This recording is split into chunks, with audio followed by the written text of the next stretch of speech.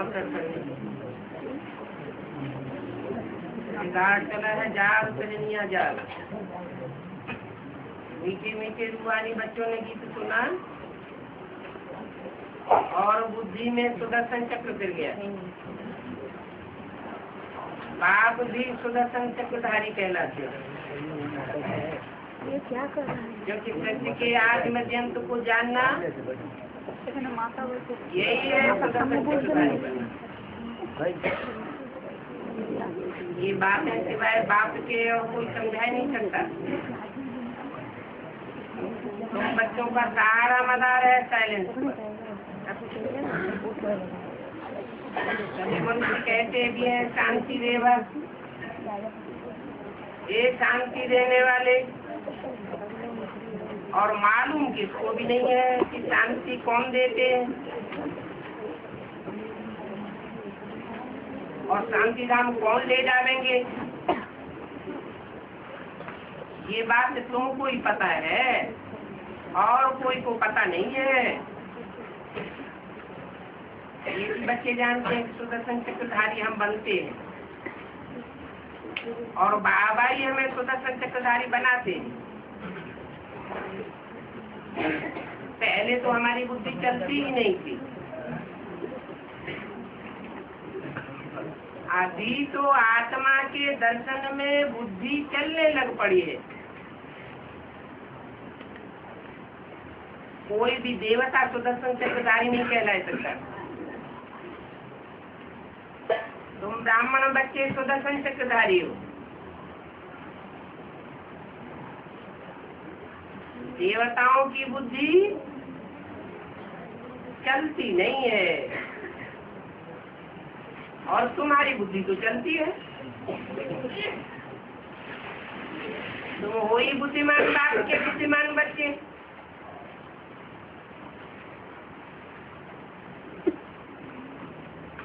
जिनकी बुद्धि चलती है वो ही रुद्रमाला के मण के बनते। बुद्धि अगर चलती नहीं है तो अपने पाठ को भी नहीं पहचान सकते और जो भी 84 जन्मों के संगी साथी भांति हैं उनकी भी पहचान नहीं हो सकती।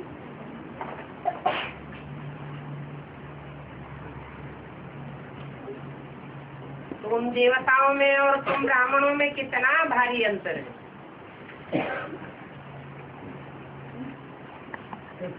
सतयुग में जो देवताएं होंगे वो किससे वर्षा लेंगे और तुम बच्चे किससे वर्षा लेते हो? तुम वर्षा लेते हो बाप से। देवताएं वर्षा लेते हैं अपने लौकिक बाप से।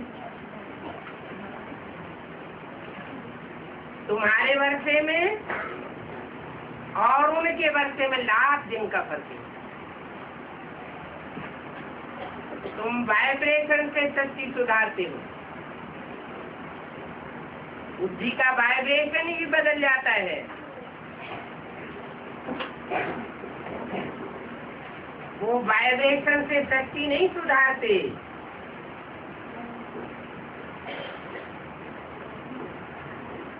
दृष्टि और वृत्ति दोनों में सूक्ष्म क्या है?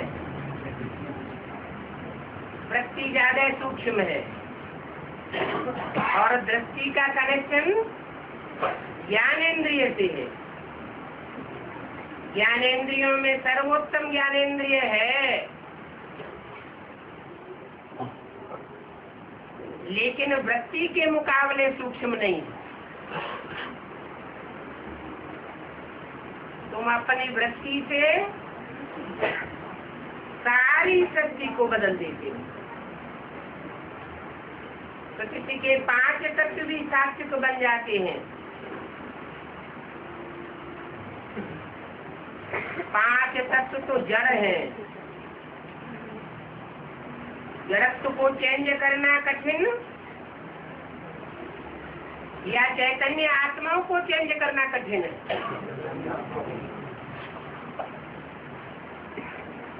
चैतन्य आत्माओं को चेंज करना कठिन है। जो चैतन्य आत्माएं हैं वो तो कोई बात की गहराई को समझ सकती है, और जो जड़ 5 तत्व है वो तो जड़त्वमयी है। बुद्धि भी जड़त्वमयी है। कोई पत्थर है, पत्थर का अणु भी चलता रहता है, लेकिन जड़त्वमय है। सारी सृष्टि का परिवर्तन होता है। चैतन्य आत्माएं भी नंबरवार परिवर्तन होती है, लेकिन जब तक जड़ प्रकृति के 5 तत्व परिवर्तन नहीं होते तब तक सारी सृष्टि का परिवर्तन नहीं हो सकता। तो सारी सृष्टि का परिवर्तन वृत्ति के आधार पर होता है। वृत्ति के आधार पर मनुष्य आत्माएं चेंज होती है।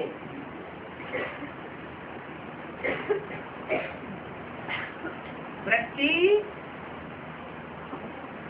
एक एक आत्मा की अलग अलग।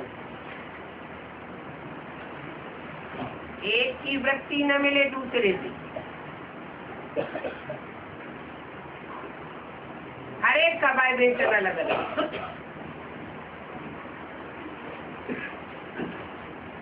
अलगाव को दूर करने के लिए बाप आते हैं तो कौन सा रास्ता बताते? जो सबकी वृत्ति दृष्टि मिलकर के एक हो जाए। मन मना भव, मेरे में मन लगाओ।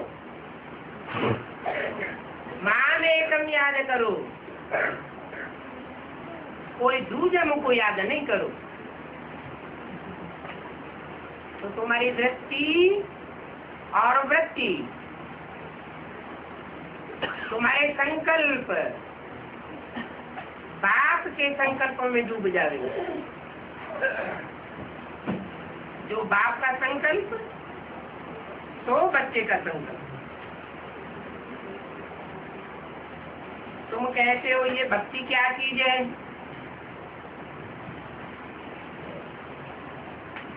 बाप तुम बच्चों को समझाते हैं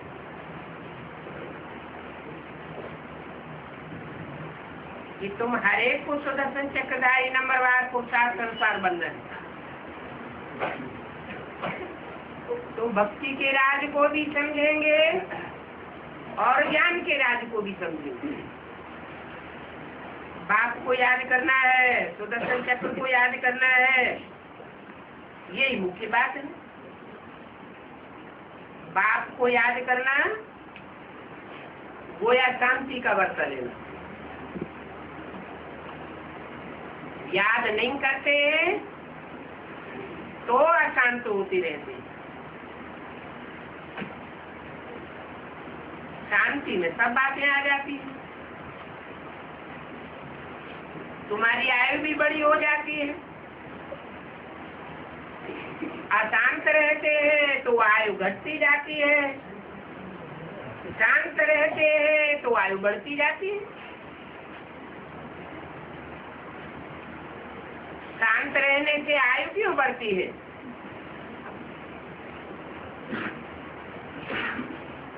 अशांति के वाइब्रेशन आयु को घटाते क्यों हैं?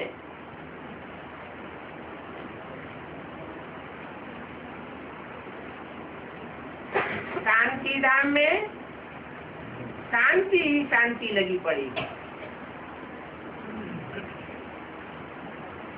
शांति धाम का अधिष्ठाता कौन है?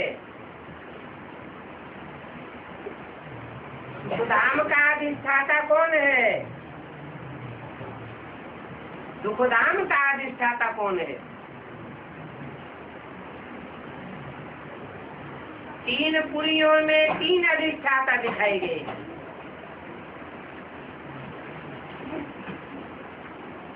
तीन निमित्त मुखिया हैं। शांति धाम के अधिष्ठाता को कहा जाता है शांति देवा।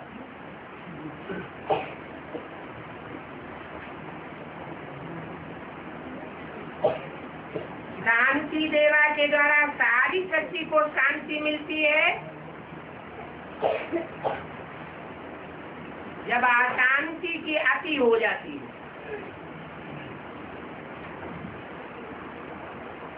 तब होती है अशांति की अति।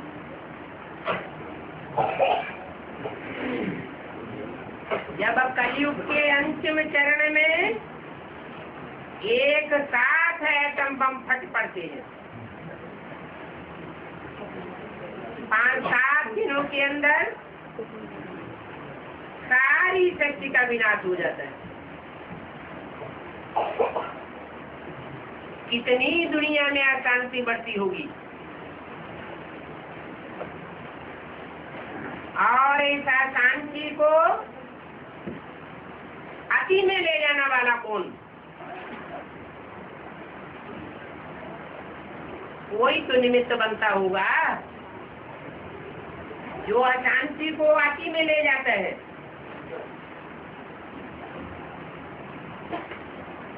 साधारण आत्माएं तो अति में नहीं ले जा सकती। गीता में लिखा हुआ है, मनुष्यों की गीता में भी ये बात आई है कि स्वयं स्थिति में स्थित होने वाला सारे संसार की हत्या कर दे तो भी उसके ऊपर कोई पाप नहीं करता। इतनी स्थिरता चाहिए।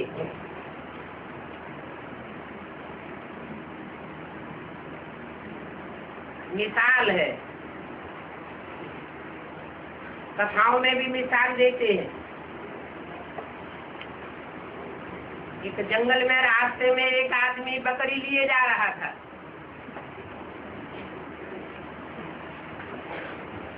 रास्ते में एक ठग मिला। उसने कहा ये बकरी नहीं है,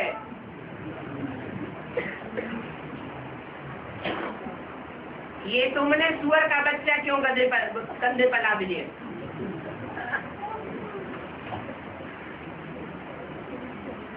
उसको विश्वास नहीं हुआ। और थोड़ी देर आगे बढ़ा, दूसरा ठग मिला। उसने भी यही बात रिपीट की। उसको भी उसने लताड़ दिया, ये बकरी का बच्चा है, सुअर का बच्चा नहीं है। और आगे बढ़ा, तीसरा ठग मिल गया। उसने भी कोई बात बोली, वो प्रभावित हो गया।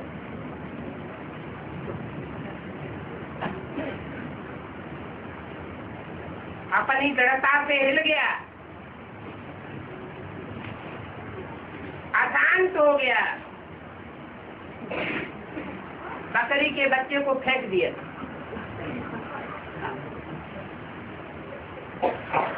जरूर मेरी बुद्धि मारी गई।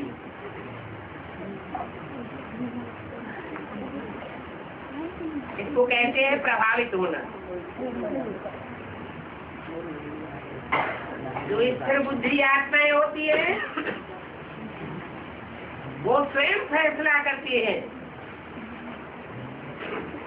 क्या राइट है, क्या रंग है। दूसरे के कहने पर कभी मानने वाली नहीं होती। इसलिए हिज्जे करके एक बात की गहराई को समझे बिना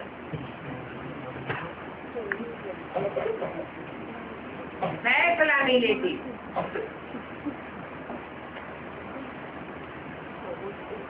तो शांत तो कौन रह सकेंगे?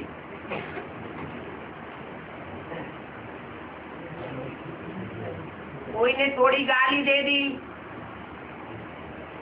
ग्लानि कर दी, टोंट मार दिया और बुद्धि विचलित हो गई,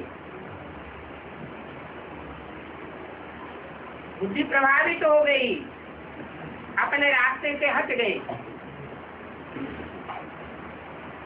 दूसरों को भी हटाने की कोशिश करने लगे। जैसे कि आज दुनिया में होता है, लोकलाज से आत्माएं प्रभावित हो जाती हैं। जो लोकलाज दुनिया की भस्म होने वाली है, उस लोकलाज से प्रभावित हो जाती, खुद भी प्रभावित होते और संगी साथियों मोहल्ले वाले को भी प्रभावित करते हैं और सच्चे रास्ते से हट जाते हैं। ये प्रभावित होना पावरफुल आत्मा की निशानी नहीं है। जो पावरफुल आत्माएं होंगी वो किसी के कहने से कभी भी मानने वाली नहीं है। सारी दुनिया एक तरफ हो जाए, उनको चोर साबित करे, डकैत साबित करे, नीचा साबित करे, ग्लानि करे, तो भी हिलने वाली नहीं।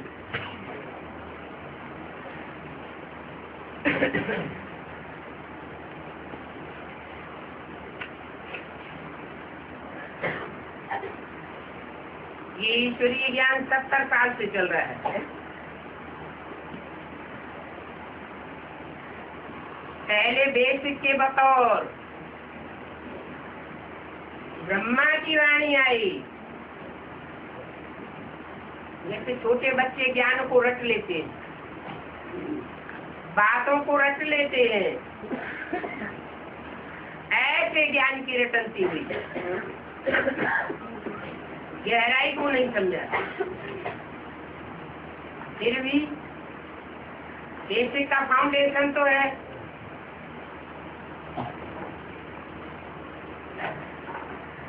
वो सुनने सुनाने का ज्ञान हुआ, समझने समझाने का नहीं हुआ। बाद में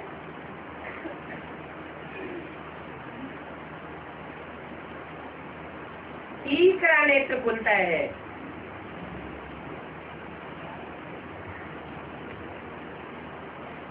जो ज्ञान ब्रह्मा के मुख से निकला वो अमृत का रूप धारण कर लेता है।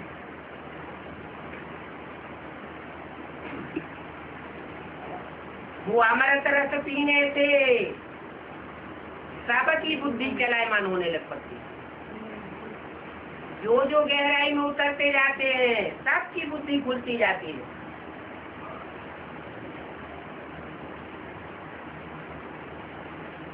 लेकिन फिर भी अनिश्चय बुद्धि बनते हैं। इतना ज्ञान का विस्तार होने के बाद फिर भी माया पछाड़ती रहती है।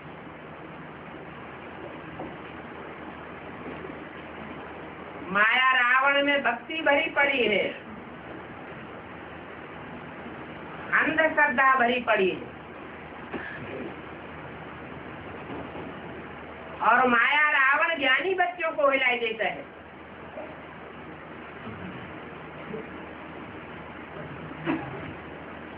बुद्धिमान बाप के बुद्धिमान बच्चे हिल जाते हैं, और एक दो नहीं हिलते, सारे ही के सारे सितारे जो आसमान में हैं, उनकी मानंद धरती के चैतन्य सितारे सारे हिल जाते हैं।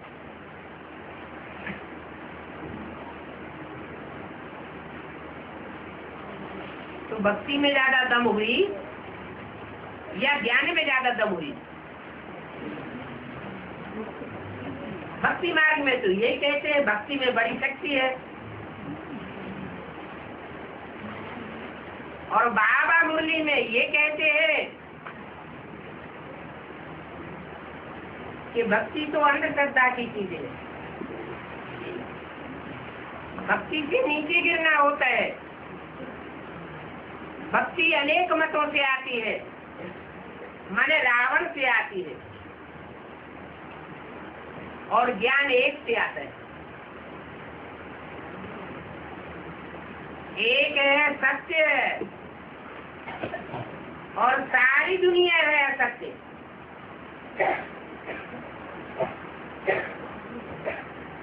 ये सत्य असत्य का युद्ध होता है। उस युद्ध में भक्ति रूपी असत्य सबको हिलाई देता है।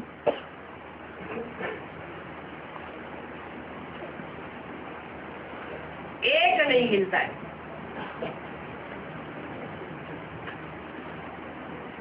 उसको कहा जाता है ध्रुव तारा।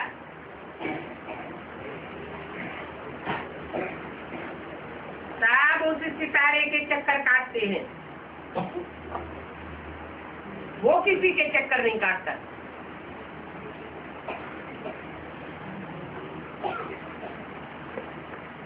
इसको कहते हैं बुद्धि की दृढ़ता। जितना गहराई से ज्ञान उठाया होगा उतना ही बुद्धि की दृढ़ता धारण कर सकेगा।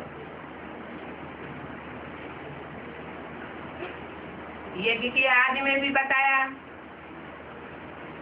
सारी दुनिया एक तरफ और एक बाप दूसरी तरफ। जो आज में हुआ जो अंत में भी होता है। बड़े बड़े धर्म पिताएं आए, बड़े बड़े महात्माएं आए, बड़े बड़े राजाएं सृष्टि में हिस्ट्री में हुए। पुरानी दुनिया की परंपराओं को किसी ने नहीं तोड़ पाया।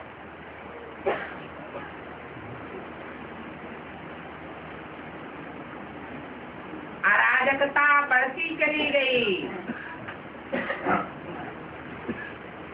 अनुशासनहीनता बढ़ती चली गई।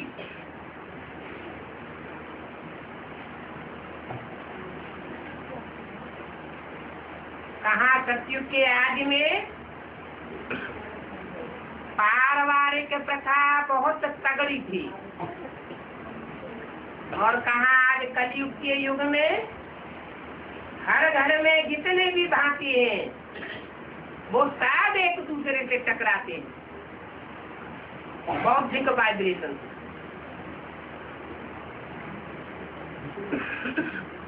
तो वाइब्रेशन में ताकत रहेगी क्या? टकराने से ताकत खत्म हो जाती है।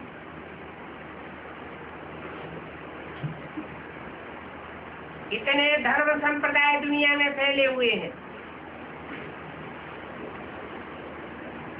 हर धर्म वाले जानते हैं कि हमारे धर्म के अंदर कहाँ कहाँ लूपोल भरी हुई है, कहाँ कहाँ अंधश्रद्धा भरी हुई है, कौन कौन सी कुरीतियां हैं, गंदी रस्म रिवाजें हैं। लेकिन कोई भी ताकत नहीं है जो उनका मुकाबला करे और उनका ध्वंस करे। आखिरी अंत में एक ही शांति देवा बाप आता है जो सदा शांति धाम का रहने वाला है। सदा शिव कहा जाता है और शांति की ऐसी स्थितियों में स्टेज पर रहता है कि सारी दुनिया डोलायमान होती है।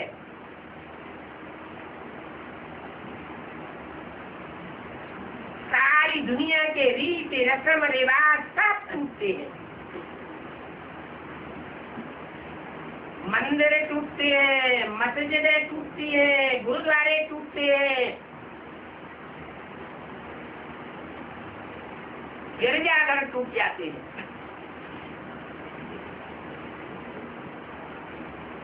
न मंदिर रहेंगे, न गिरजाघर रहेंगे, न गुरुद्वारे रहेंगे, सब टूट फूट जाएंगे। क्या बचेगा? एक ही बड़ा मंदिर रह जाएगा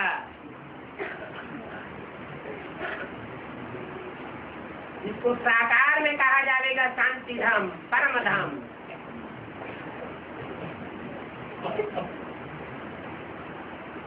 सत्य बाप का स्थापन किया हुआ सत्य धाम,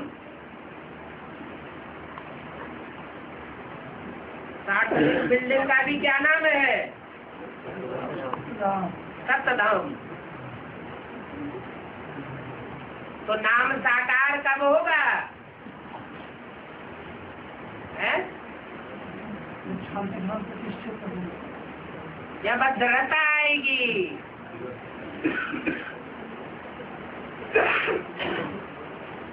बाप का एक एक वाक्य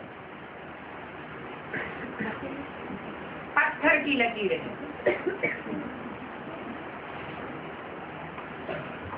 जैसे पत्थर की लकीर मिटाई नहीं जा सकती,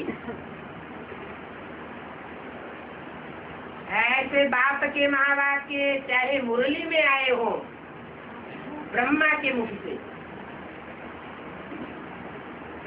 और चाहे बाप जब टीचर का रूप धारण करता है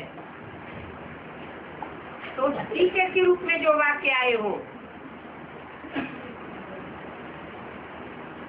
अथवा धरणी के रूप में धारणा में ही माता के जो वाक्य आते हैं अव्यक्त वाणी में,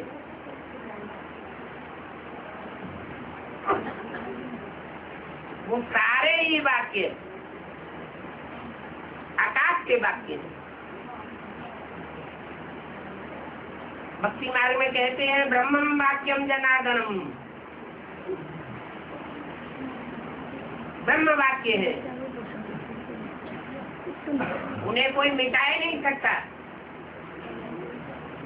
दुनिया मिट जाएगी, ब्रह्म वाक्य अपनी जगह पर दृढ़ रहेंगे।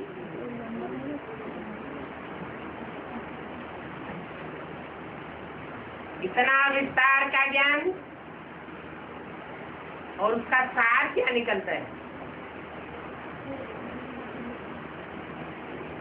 विस्तार होता है तो इतना विस्तार होता है जिसे किताबों में बांधा नहीं जा सकता। वो भक्ति की बातें तो किताबें में बांधी हुई हैं।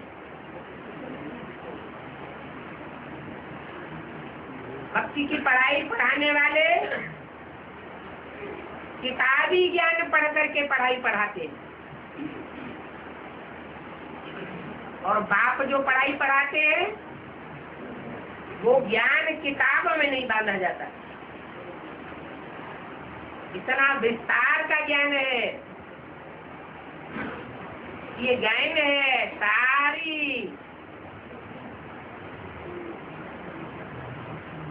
जंगल की कलमें बनाई जाए और सागर की स्याही बनाई जाए और लिखना शुरू किया जाए, स्याही खत्म हो जाएगी, कलमें खत्म हो जाएंगी और ज्ञान कभी खत्म नहीं होगा।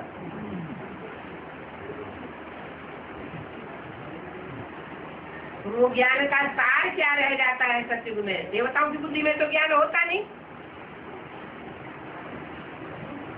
क्या सार रह जाता है? ज्योति बिंदु आत्मा,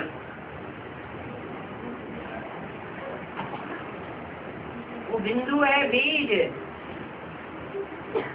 और सारी शक्ति है विस्तार, भक्ति है विस्तार और ज्ञान है सार।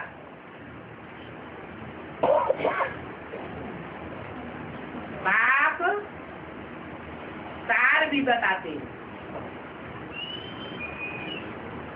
और जो मंथन करने वाली आत्माएं हैं विस्तार में भी ले जाती हैं।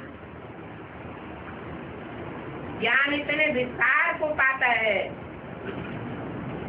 कि एक एक आत्मा के 84 जन्मों की कहानी सारी उसमें बनी है। 500-700 करोड़ मनुष्य आत्माएं और एक एक के 84 जन्मों की कहानी जब विस्तार में आती है तो ज्ञान कितना विस्तार को पा जाता है। हम जानते हैं हर एक आत्मा तो 84 जन्म नहीं लेती। बहुत आत्माएं तो ऐसी है जिनकी संख्या बहुत है, एक जन्म ही लेती, फिर भी उनके जीवन का विस्तार कितना है, इसकी बन जाती है।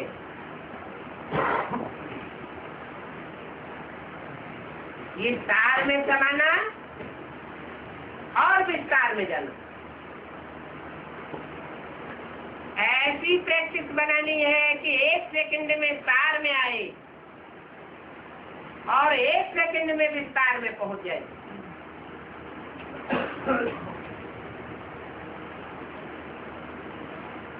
जो जितना सार में टिकने वाला है उतना ही विस्तार में टिकने वाला होगा। 1 सेकंड में सार में टिकेगा तो 1 सेकंड में विस्तार में जाएगा। इतनी क्षिप्र गति बुद्धि की होनी चाहिए।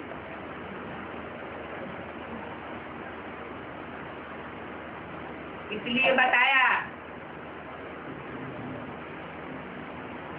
कि परम धाम कोई ऊपर नहीं है, परम धाम कोई नीचे नहीं है।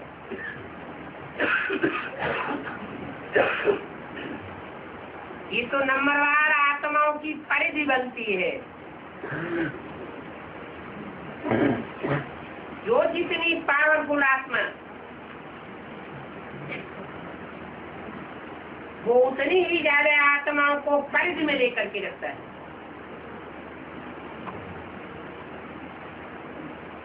सुप्रीम सोल सबसे जास्ती सूक्ष्म है।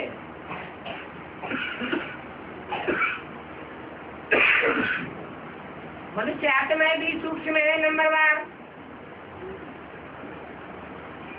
लेकिन सारी मनुष्य शक्ति को वो सुप्रीम सोल अपनी परिधि में लेकर के रखता है, अपने वाइब्रेशन से मनुष्य मात्र की आत्मा को बांध लेता है।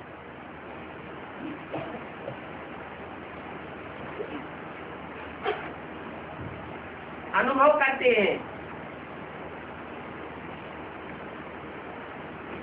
कोई ऐसी विशाल बुद्धि आत्मा के संसर्ग संपर्क में आते हैं तो सामने आने वाले की बुद्धि चलती ही नहीं, जैसे कि बुद्धि मर्ज हो जाती है।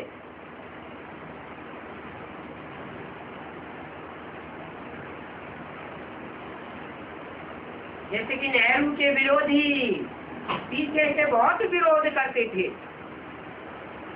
और नेहरू जी सामने आकर के भाषण करें तो उनके सारे विरोधाभास नष्ट हो जाते थे।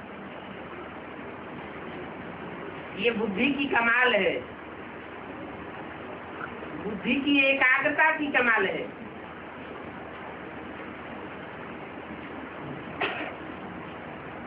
ये एकाग्रता अभी हमें बाप सिखाए रहे हैं। जरा तुम्हें ये एकाग्रता नहीं होनी चाहिए।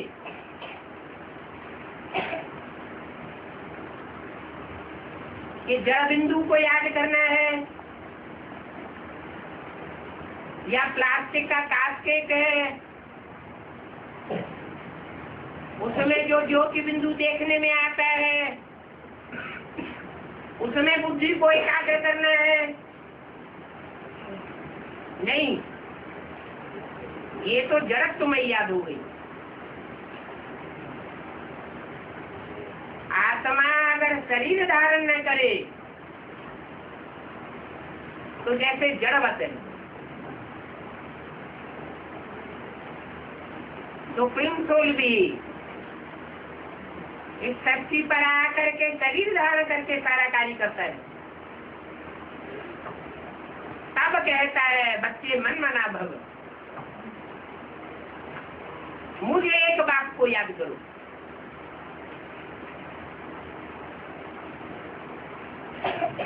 ये मतलब तो नहीं है कि मुझे बिंदी को याद करो। कैसे पता चलेगा कि ये बिंदी सुप्रीम सोल की है और ये बिंदी प्रजापिता की है और ये बिंदी दूसरी आत्माओं की है? तो तब ही पता चलता है जब कोई साकार में प्रवेश करके एक्ट करके जाता है। ऐसी एक्ट करके जाता है जो एक्ट दुनिया में कोई भी नहीं कर पाता। इसलिए बाप कहते हैं मेरा पाठ तो सबसे बड़ा है। मैं जितना पाठ बजाता हूँ उतना तो कोई भी पाठ नहीं बजाता।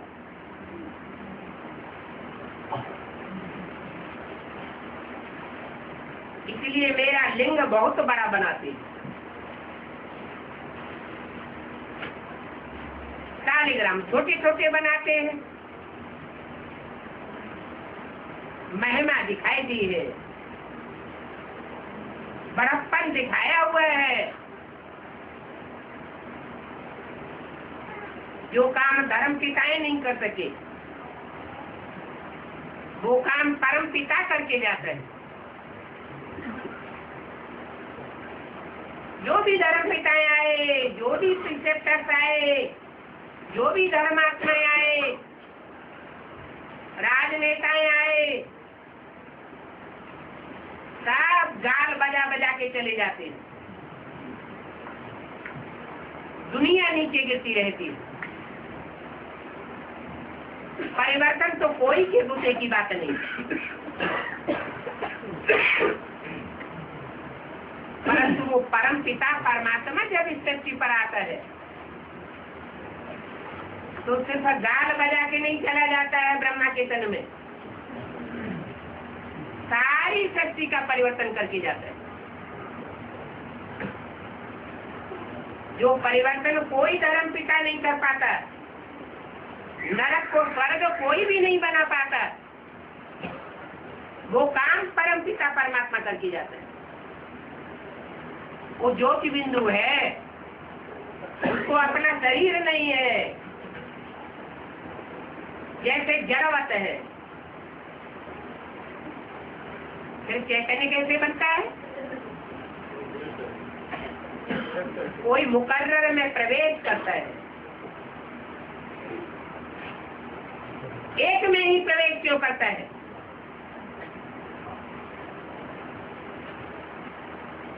जिसे मुकर्रर रस कहा जाता है, उसके द्वारा ही परमात्मा सुप्रीम सोल बन करके क्यों सर्वव्यापी के ज्ञान को काट देता है। एक व्यापी बन करके प्रत्यक्ष होता है।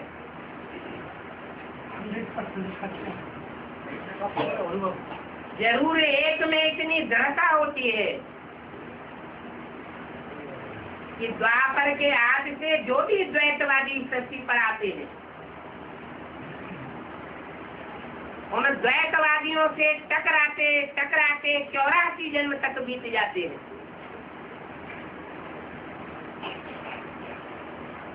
और वो आत्मा स्थिर रहती है।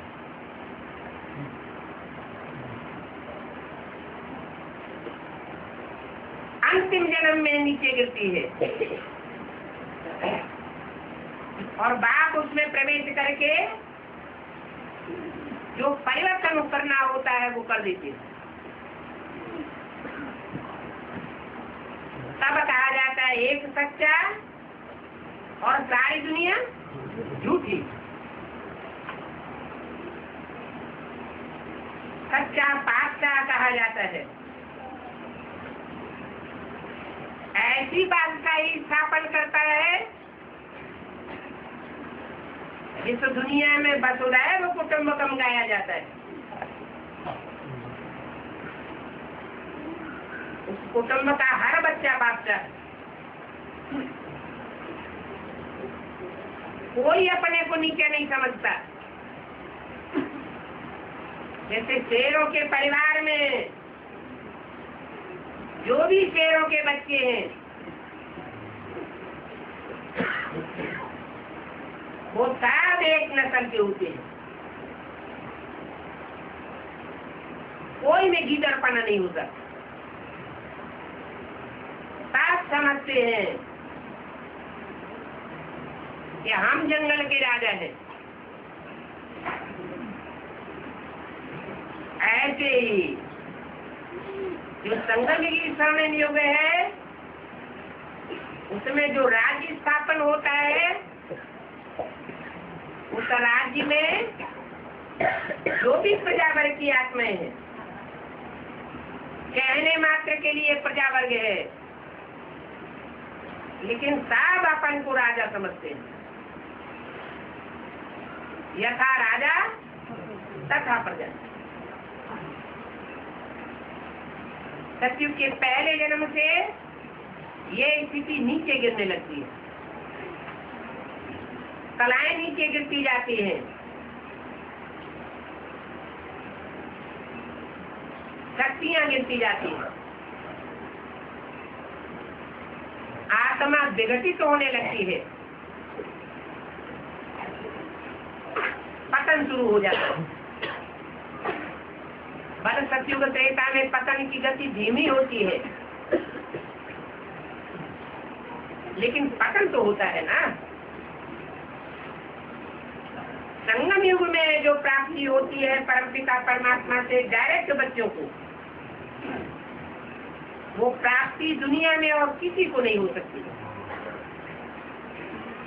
राधा कृष्ण जैसी आत्माओं को भी नहीं हो सकती।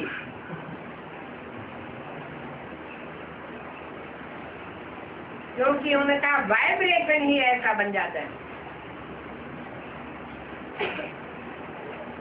कल्याणकारी वाइब्रेशन,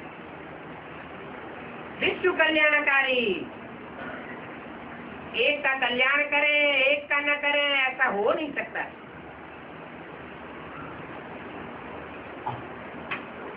अभी भी बाप आए हुए हैं, पाठ भी बजाते हैं, ज्ञान भी सुनाते हैं,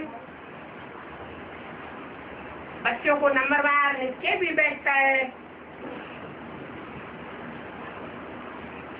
फिर माया इतना हिलाए कैसे देती है?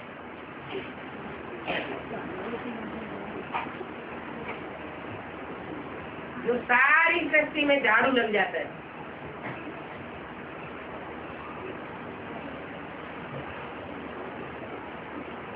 ये 63 जन्मों के हिसाब किताब है।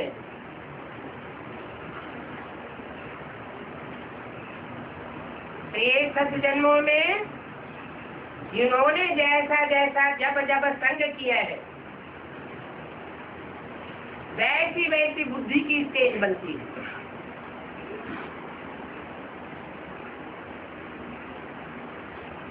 दिन आते हैं, जरूर पाप कर्मों की रील ऐसी घूमती है जिससे ये साबित होता है कि पूर्व जन्म में हमने जरूर अच्छे काम में विघ्न डाला होगा, तो हमको इतने श्रेष्ठ पुरुषार्थ करने के बावजूद भी विघ्न आता है। जबकि कोई आत्मा ऐसी पुरुषार्थी भी होती है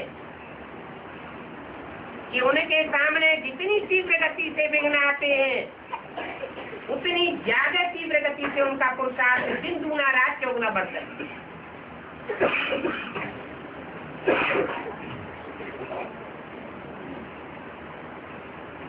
विघ्न आने से कोई का पुरुषार्थ घटता है और कोई का पुरुषार्थ बढ़ता है। ये कर्मों की गुह्य गति नहीं है तो क्या है? इसलिए बाप कहते हैं बनी बनाई बन रही, अब कछु बन नहीं रहा।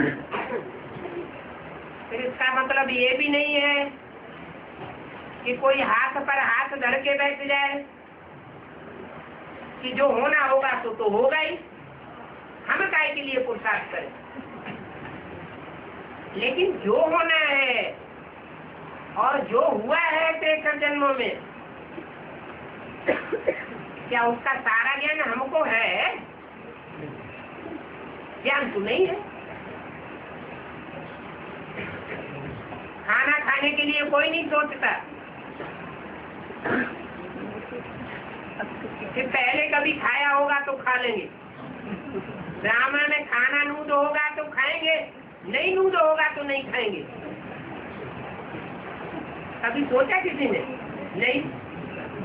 लेकिन पुरुषार्थ के लिए ये बात सोच लेते हैं कि ड्रामा में नूद होगा तो अपने आप पुरुषार्थ हो जाएगा।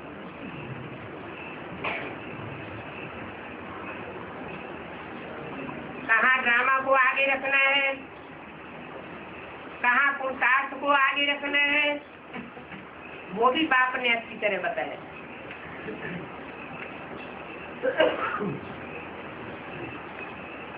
पुरुषार्थ का मतलब ही है आत्मा की अर्थ।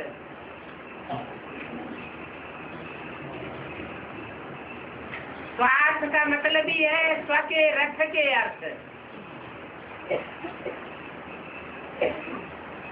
अपने शरीर रूपी रथ के लिए जो काम किया जाए, जो बात बोली जाए, जो चिंतन किया जाए, वो अल्पकाल का है। और आत्मा के लिए जो किया जाए वो सदाकाल का।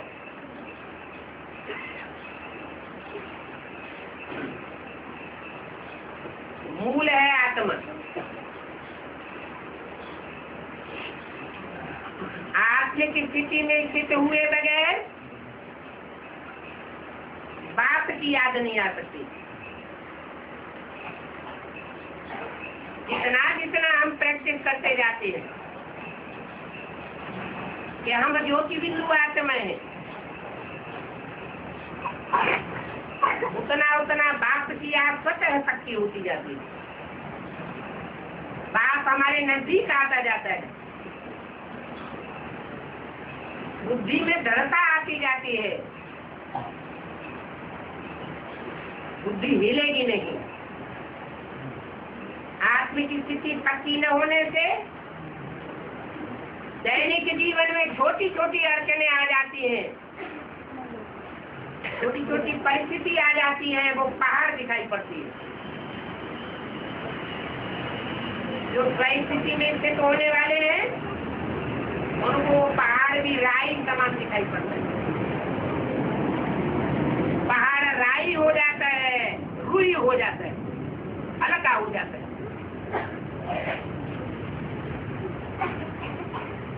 तो आत्माओं की याद में और सुप्रीम सोल बात की याद में कितना फर्क पड़ता है। आत्मा सब है नीचे से नीचे गिरने वाली, गिराने वाली, ऊपर से नीचे आती है, नीचे आने की स्वभाव वाली है, सुख भोगने के स्वभाव वाली है, सुख भोगते भोगते नीचे गिरने वाली है। और सुप्रीम सोल न सुख भोगता है न सुख भोगता है, सदैव आत्म की स्थिति में स्थित होने वाला है। इसलिए उसका संग का रंग सदा सदा काल ऊंचा उठाने वाला है। और प्रैक्टिकल में है, प्रैक्टिकल माना शरीर के साथ। ऐसे नहीं ब्रह्मा के तन में था तो प्रैक्टिकल था। ब्रह्मा के तन में ज्ञान सुनाया, लेकिन वो ज्ञान सुनने सुनाने तक सीमित रहा। किसी की समझ में गहराई तक बैठा ही नहीं, स्वयं ब्रह्मा की बुद्धि में नहीं बैठा। अगर बैठा होता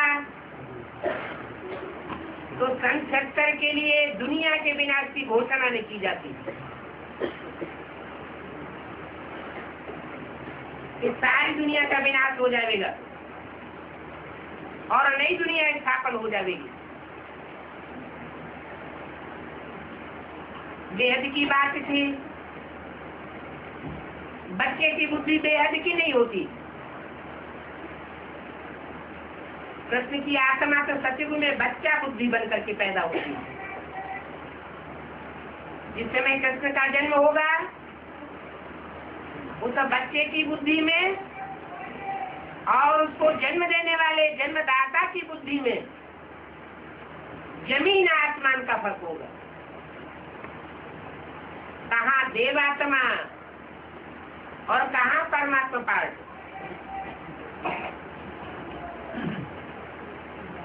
देवताओं को तो बुद्धू कहा गया है, उनका स्वदर्शन चक्र फिरता ही नहीं। उनकी बुद्धि में आगे क्या होने वाला है, पीछे क्या हुआ, कोई ज्ञान नहीं होता।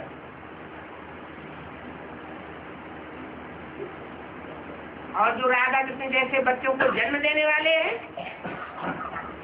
वो तो बाप समान है। सुप्रीम सोल बाप से प्रैक्टिकल प्राप्ति करने वाले हैं। एक जन्म की प्राप्ति नहीं करते हैं, पूरे 21 जन्म की प्राप्ति करते हैं। और उन 21 जन्मों के आधार पर 63 जन्मों का भी हिसाब किताब उनका पक्का बन जाता है। पुरुषार्थ करने का स्वभाव पक्का हो जाता है। यहाँ संसार की नजरों में उनके साबित होते हैं अंतकाल में, और 63 जन्मों में भी उनके ही साबित होते रहेंगे।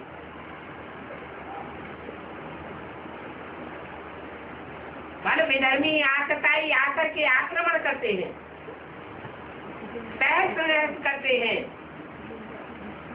तो भी उन आक्रमणकारियों की बुद्धि में बैठता है ये कोई निराली आत्मा है।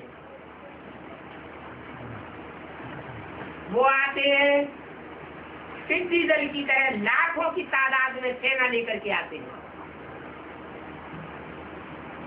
और भारत के राजाएं तो बिखरे हुए होते हैं। छोटी छोटी सेना की टुकड़ियां होती हैं, आपस में संगठित भी नहीं होती, तो भी उन आतताइयों के दांत खट्टे कर देते हैं।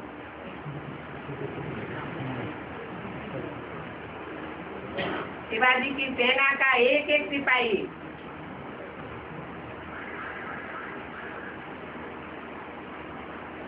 सैकड़ों से लोहा लेता था।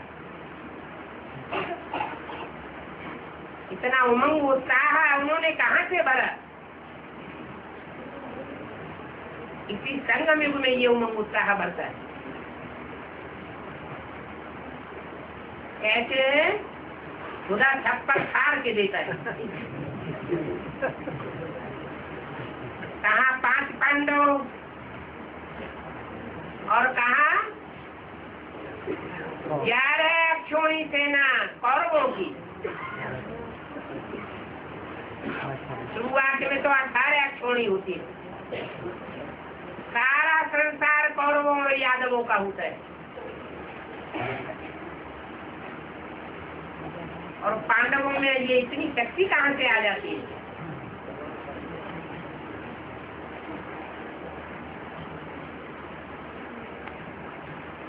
कितने विशाल हुजूम के ऊपर वो विजय प्राप्त करते हैं।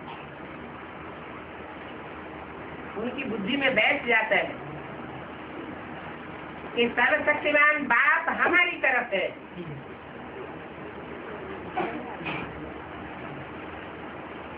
हमारे पास जो शक्ति है वो किसी के पास नहीं है।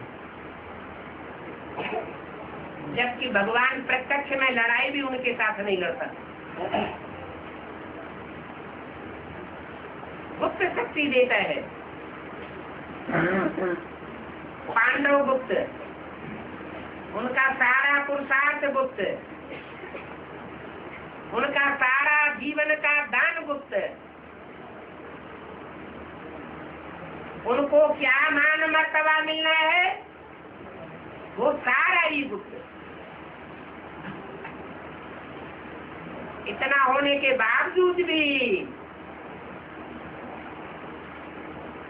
वो सारी दुनिया के ऊपर काबिज हो जाते हैं।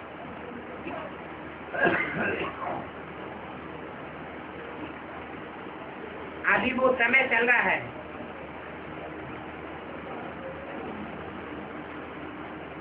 लेने वाली आत्माएं अभी भी निश्चय बुद्धि के आधार पर ले सकती। जितना लंबे समय का निश्चय बुद्धि होगा वो उतने ही लंबे समय तक विजयंती बनेगा। अभी भी विजय से बनेगा और 63 जन्मों में भी विजय से बनेगा।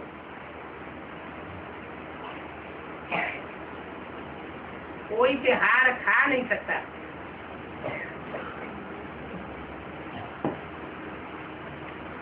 विजय हमारा जन्म सिद्ध अधिकार है। ये जन्म सिद्ध अधिकार संगम युग में मिलता है। अगर ऐसा न होता तो महाराणा प्रताप धराशायी हो जाते।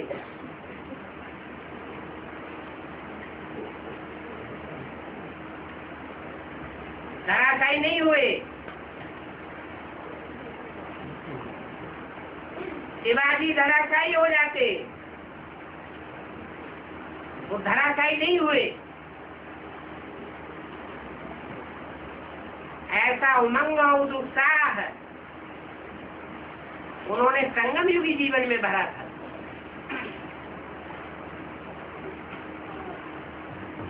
जो इतनी बड़ी सल्तनत से उन्होंने टक्कर ले ली और हार नहीं मानी। यहाँ भी बाप कहते हैं हिम्मते बच्चे मददे बाप। जो बच्चे जितनी हिम्मत करेंगे बाप उन बच्चों को मदद देने के लिए बांधा हुआ है। कैसी भी परिस्थिति हो, कैसी भी समस्या हो, कैसा भी भयंकर वातावरण हो, हिम्मत करने वाले बच्चों को बाप मदद करेगा और अंत तक मदद करेगा।